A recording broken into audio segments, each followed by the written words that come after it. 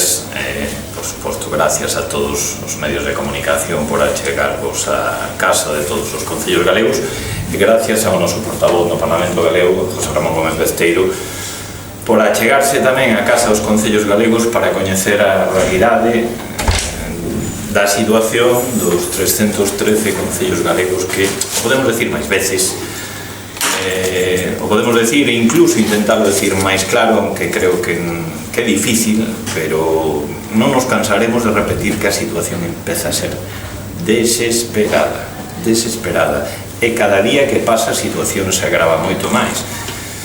Esperemos que neste caso pois o noso interlocutor máis habitual, que é a Xunta de Galicia, pois durante este verán non podemos esperar moito máis tempo, pois reaccione e sexa sensible ás peticións que estamos realizando os concellos galegos. Estamos falando de cosas moi claras que eu creo que todos os medios de comunicación, da cantidade de veces que o estamos dicindo, xa sodes plenamente coñecedores. Os concellos non podemos seguir asumindo competencias de outras administracións sin a financiación correspondente. Hai unha mesa de competencias, pero non hai avances. Así que é necesario chegar a avances. Non pode ser, como decíamos en reiteradas ocasións, que os concellos sigamos sacando as castañas do fogo ás outras administracións e sexamos o caixón desastre das competencias que ninguén quere. E creo que o exemplo máis evidente é o servicio de axuda no fogar. Sorprendentemente, estes días está chegando algún concello o inicio de expedientes sancionadores por non poder prestar horas de dependencia a concellos pequeños. E xa levamos dicindo que están afogando os concellos co servicio de axuda no fogar, que ten que ser financiado 50-50 por Xunta de Estado. E a realidade é que somos os concellos os que máis cartos poñemos en riba da mesa. A gota que colma o vaso é que cheguen expedientes sancionadores aos concellos por non poder prestar esas horas de dependencia e non querer ver a realidade. Llevamos tamén pedindo que se aumente o Fondo de Cooperación Local, é unha obligación constitucional que a Xunta de Galicia financie os concellos e ten que aumentar os fondos que destina ese Fondo de Cooperación Local, como por certo está facendo o Estado coa participación nos ingresos do Estado que aumentou todos estes anos. Estamos pedindo que se aumente.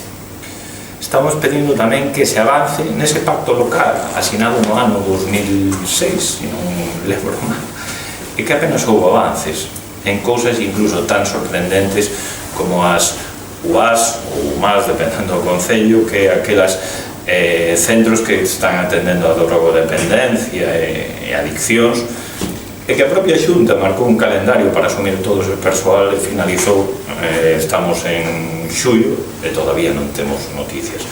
Avanzar, ou un mantemento incluso os centros educativos, avanzar nese pacto local para ter a posibilidade despois de suscribir outro novo, pero non vale de nada firmar un novo se todavía non está desenrolado ou asinado no ano 2006. E por último, algo que parece tamén totalmente razoable, algo que estamos reivindicando os concellos, que é poder ser partícipes da toma de decisións que ao final sexa a responsabilidade dos concellos xestionalas. Durante a pandemia tuvimos moitos exemplos deso, pero que é o día a día dos concellos. Nos enteramos polos boletíns, polo de que vamos a ter que xestionar tal cual competencia, pero o máis lóxico, o máis razoable, o máis efectivo que os concellos sexamos partícipes dende o principio desa elaboración das leis que vayan a afectar e sexa a responsabilidade dos concellos galegos.